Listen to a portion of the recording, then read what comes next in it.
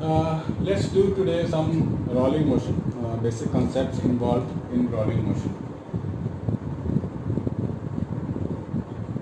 It's a very important topic, very important topic. So rolling motion में क्या होता है कि हमारे पास एक ऑब्जेक्ट है, एक व्हील है, may be a disc, may be a cylinder, or you can say a ring also, right? This kind of roll का मतलब हो रहा है ये आगे भी जा रहा है और रोटेट भी कर रहा है।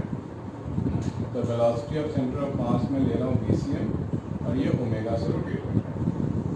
This is the solid surface. तो I can say this is a combination of two kind of motion. One is linear motion. This is your linear motion. Plus second one is angular motion. Means हर एक point पे इसकी जो angular velocity है वो ऐसा कुछ है omega r, और you can say r is the radius. R is its radius. इस पॉइंट पे किधर होगा? इधर होगा ओमेगा आर. इस पॉइंट पे इधर होगा omega r. Right, this kind of. और यहाँ मैं ले रहा हूँ this is your we centre of mass. V centre of mass, right. और हर एक पॉइंट भी आगे ही जाना चाहता है. लीनियर मोशन है. V centre of mass, v centre of mass, this one. तो अगर हम लोग कंबाइन की बात करें, है ना, इन दोनों को कंबाइन करें तो ऊपर क्या लगना चाहिए? ऊपर लगना चाहिए v centre of mass plus omega r. ये लगनी चाहिए, राइट. तो इन दोनों को कंबाइन करके देखें तो मुझे क्या दिखेगा? मुझे ऐसा दिखेगा. This is your we centre of mass plus omega r. और इस पॉइंट की बात करें, सपोज दिस इज नाम दे देते हैं A. This point is B, C, D, ऐसा कुछ. This is about A only, है ना. और बी की बात करें कंबाइंड मोशन में तो वी सेंटर ऑफ मास तो आगे जा रहा है और ये क्या है? Omega r. और यहाँ क्या देखने को मिलेगा? This is your omega r and this is your we centre of mass. इस पॉइंट पे क्या होगा? This is your omega r and this is your we centre of mass. This thing बहुत सारे sequence. This is your centre o. Draw the diagram first.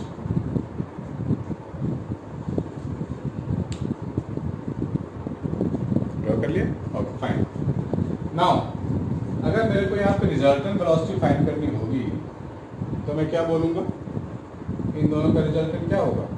कुछ ऐसा होगा ना, इस तरफ. और इन दोनों का resultant this is your we centre of mass. इन दोनों का रिजल्टेंट कुछ ऐसा होगा. तो सबसे इम्पोर्टेंट चीज़ मैं इस पॉइंट ऑफ कांटेक्ट जो ग्राउंड के साथ है, मैं पहले इसके बारे में डिस्कस कर लेता हूँ. It is very important. So मैं I am naming it case 1. कभी कभी हो सकता है कि वी सेंटर ऑफ मास ज़्यादा हो, कभी कभी हो सकता है ओमेगा आर ज़्यादा हो. तो let's discuss the cases. So we are talking about, suppose हमारे पास ओमेगा आर सपोज ज़्यादा होता होगा VCM. This is the case. Suppose omega r ज़्यादा होने का मतलब है इस पॉइंट पे इस बॉडी का जो रोटेशन है वो ज़्यादा है. बॉडी का रोटेशन ज़्यादा है और लीनियर मोशन कम है. तो इसको हम लोग कह सकते हैं स्किडिंग. स्किड करता है टायर. और we can say slipping, backward slipping बोल सकते हैं इसको, राइट. ओमेगा आर ज़्यादा हो गया. दैट मीन्स इस पॉइंट पे क्या होगा? नेट वेलोसिटी क्या लिखेंगे हम लोग? Omega r minus v centre of mass. This is the net velocity at the moment. इस टाइम फ्रिक्शन क्या करेगा? वेलोसिटी इधर है बॉडी की, फ्रिक्शन इसको रोकना चाहेगा. So we can say this is the friction acting, kinetic friction लगना चाहिए यहाँ पे, right? दूसरा केस अगर मैं लूँ, suppose V centre of mass is greater than omega r, this one, उस केस में क्या होगा, डायग्राम ड्रॉ कर लेते हैं. This is greater than this, so net velocity at the bottom most point is VCM minus omega r. इस case में क्या होगा, ये कौन सा केस है, इसको बोलेंगे फॉरवर्ड स्लिपिंग. बॉडी आगे तो जाएगा लेकिन रोटेशन बहुत ही कम होगी, आगे ज़्यादा जाएगा. जैसे कि सपोज हमने कार में ब्रेक, कार स्पीड में है, हमने कार में ब्रेक मारी, तो ब्रेक मारने से क्या होगा, वो कुछ देर तक कुछ आगे तक स्लाइड करेगा, उसकी रोटेशन बहुत ही कम होगी. That is called forward slipping. This is called forward slipping. उस केस में टोटल वेलोसिटी, नेट वेलोसिटी कैसा होगा, उधर होगा. और फ्रिक्शन कैसा लगेगा, friction will again try to oppose this relative motion, so Fk in this case will be backward, right? और ये कौन सा केस था, जब मान लो किसी कीचड़ में हमारी कार फंस गई हो, टायर तो घूम रहा है बट टायर आगे नहीं जा पा रहा है, दैट इज कॉल्ड स्किडिंग. उस समय क्या होगा, एंगुलर वेलोसिटी ज़्यादा होगा, लीनियर वेलोसिटी बहुत ही कम होगा. So this is the case when tyre is in the mud, right? And this is the case when we apply the brake. Both the cases note it down, friction कैसे कैसे act कर रहा है, दोनों केसेस. नाउ एक और case आएगा, third case, उसको बोलते हैं rolling, pure rolling. Pure rolling में क्या होगा, अगर मैं प्योर रोलिंग यहाँ ले लूँ, प्योर रोलिंग, प्योर रोलिंग के टाइम देखो फ्रिक्शन यहाँ क्या चाहता है, फ्रिक्शन ये चाहता है कि मैं इस पॉइंट ऑफ कांटेक्ट को पकड़ के रखूँ. मतलब इधर वेलोसिटी गेन करना चाहेगा, ये गेन चाहेगा, गेन ना करे, है ना. इस देखो ओमेगा आर वो अपोज करना चाह रहा है, और ये इस केस में भी क्या हो रहा है, वेलोसिटी वगैरह बढ़ेगी तो ये कम करना चाहेगा.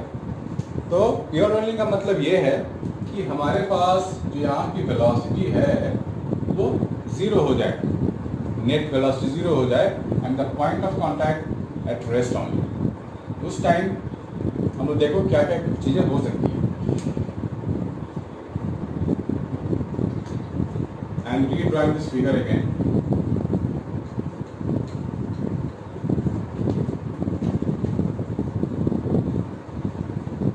सी we have now see here in this diagram we can see for the rolling motion, for the pure rolling motion means the point of contact must be at rest. ये point rest करेगा, इसे कहते हैं the point of contact will be at instantaneous rest. Note it down. During pure rolling क्या होगा, point of contact is at instantaneous rest. मतलब rest में तभी आएगा जब पॉइंट ऑफ कांटेक्ट में आएगा, इसके आसपास के पॉइंट रेस्ट पे नहीं आते हैं. जैसे ये बॉडी ऐसे घूमेगा, this point will move up, तभी रेस्ट पे नहीं रहेगा ना, तब ये बॉडी मूव करेगा. फिर अगला पॉइंट जो होगा वो कांटेक्ट में आएगा तो वो रेस्ट पे आ जाएगा, right? That's what I'm talking about. Point of contact is at instantaneous rest. So at the bottommost point, the total velocity VCM minus omega r must be equal to 0. Or we can say VCM is equal to omega r. तो जहाँ भी इसमें omega are है, मैंने इस diagram में VCM दिखा दिया. यहाँ क्या था, VCM प्लस ओमेगा आर. तो ओमेगा आर की जगह पे मैं VCM डाल दूंगा, ये मेरे को मिल जाएगा 2 VCM. ओमेगा आर, यहाँ ओमेगा आर था, VCM डाल दिया, एंड सो ऑन. सो इन दोनों का रिजल्टेंट फाइंड करेंगे इधर, इन दोनों का रिजल्टेंट फाइंड करेंगे इधर, right? Right. Note it down please. So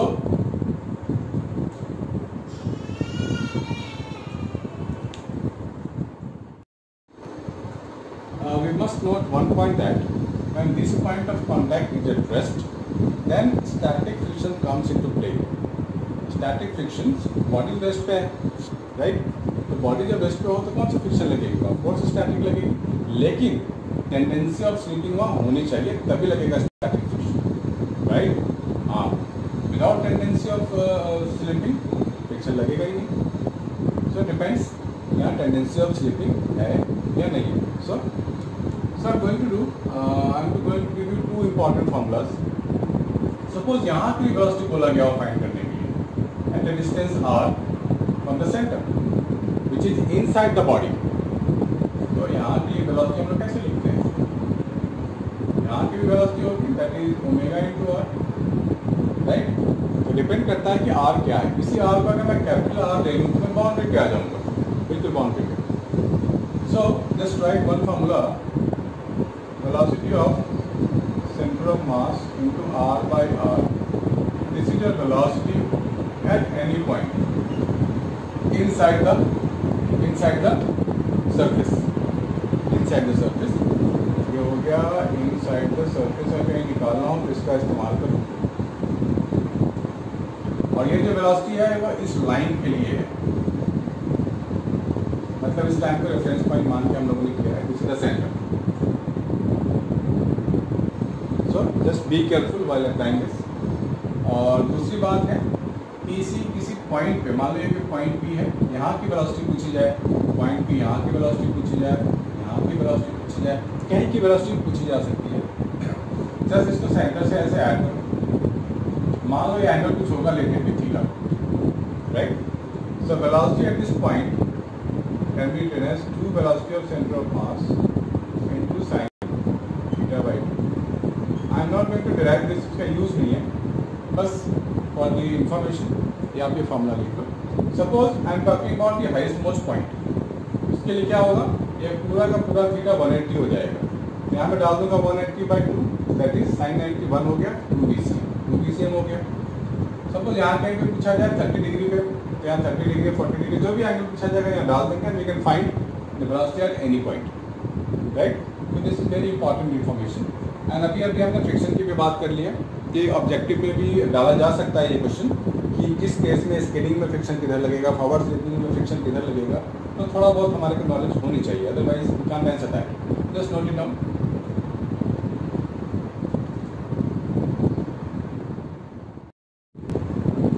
now let's talk about some acceleration while rolling. ये जो एक्सेलरेशन है कैसा है, ये रोलिंग के केस का है, जब बॉडी रोल कर रही हो। तो अभी हमने क्या देखा, हमने अभी देखा कि रोलिंग के time VCM is equal to omega r।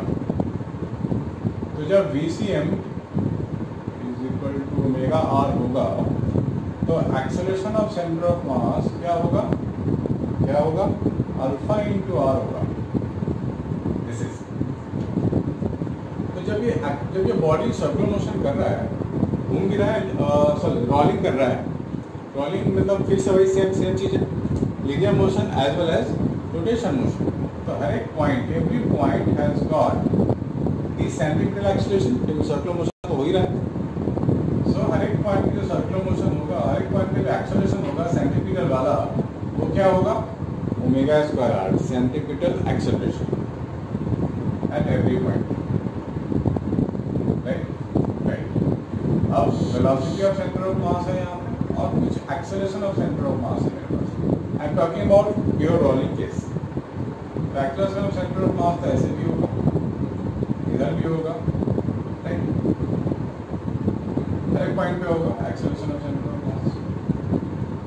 और इस पॉइंट की बात करें तो एक्सेलरेशन ऑफ सेंटर ऑफ मास ऐसे होगा, और एंगुलर एक्सेलरेशन अल्फा आर जो होगा वो इस तरीके का होगा, alpha r acceleration of centre of mass, this is your alpha r acceleration of centre of mass. किसी पॉइंट पे we can show like this. तो अगर मेरे को बोला जाएगा यहाँ पे 3 एक्सेलरेशन हो गया, right, how to find the resultant one. पहले इन दोनों का रिजल्टेंट निकाल लेंगे, वो क्या मिलेगा मेरे को, a centre of mass minus omega square r, इधर क्या है अल्फा आर, ये है अल्फा आर। इन दोनों का रिजल्टेंट इधर आ जाएगा हमारे पास, वो क्या हो जाएगा रिजल्टेंट, वो हो जाएगा a centre of mass minus omega square r whole square plus alpha r का whole square. This is so we can find at any point. Now if you talk about the point of contact, it is at rest. ये दोनों acceleration यहाँ पे रहेंगे ही नहीं, nullified. सिर्फ एक ही एक्सेलेरेशन बचेगा ओमेगा स्क्वायर आर. सिमिलरली यहाँ की बात करें क्या होगा, this can be added, this too can be added, और इधर क्या है अल्फा आर. तो रिजल्टेंट किधर आएगा, इधर आएगा. अब वो क्या होगा, होगा under root omega square r plus ACM का स्क्वायर प्लस अल्फा आर का square. This is this way. At any point we can find the acceleration. Just we did the velocity, right? Last time हम लोगों ने velocity क्या किया था? Velocity is equal to velocity on any point on this, in this along the diametric point. At any point of the diameter, velocity we have done. Velocity of center of mass r upon r. ये वाला चीज किया था हम लोगों ने. Similarly, acceleration क्या हो जाएगा? Acceleration is equal to a center of mass r upon r. Right? Just make note of it. Again very important. Or velocity at point, so acceleration at point we can find 2 into acceleration of center of mass into sin theta by 2, and this point P is anywhere on the boundary of this. Point P can be here, point P can be here, anywhere on the outer circle. Please make a note of it. If you like,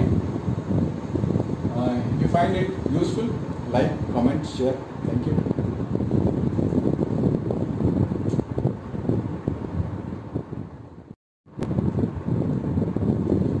Let's do an example of rolling motion. It is given that a solid cylinder is rolling without slipping on a plank. Right? It's rolling without slipping. Plank has got the velocity u and it is already rolling. Right? So again we have done it, but I'm again doing this. At the bottommost point, right? This is the velocity v, and this is your omega r. Right? Now net velocity क्या होगा, v net में क्या लिखूंगा, मैं लिखूंगा v minus omega r. When we talk about a plank, it is given that it is also moving with the velocity v. So every point will have the same velocity ना. दो point की velocity, एक point की velocity दो हो सकती है क्या, नहीं हो सकती ना. हर एक पॉइंट की वेलोसिटी सेम होगी, इसकी यू होगी, इस पॉइंट की वेलोसिटी भी यू ही लेनी पड़ेगी. तो this two are in contact. तो जो पॉइंट कांटेक्ट में है तो वहाँ की वेलोसिटी भी सेम होगी, अलग होगी, ऐसा पॉसिबल नहीं है. So this things can be written as u. So we can write v is equal to u plus omega r. This is the relation we are getting. Please make a note of it. It's very important. It's very simple, but also very important. Many genius and many hard-working people don't answer this, but it's so simple. Just make the basics right, so everything will be fine. Note it down.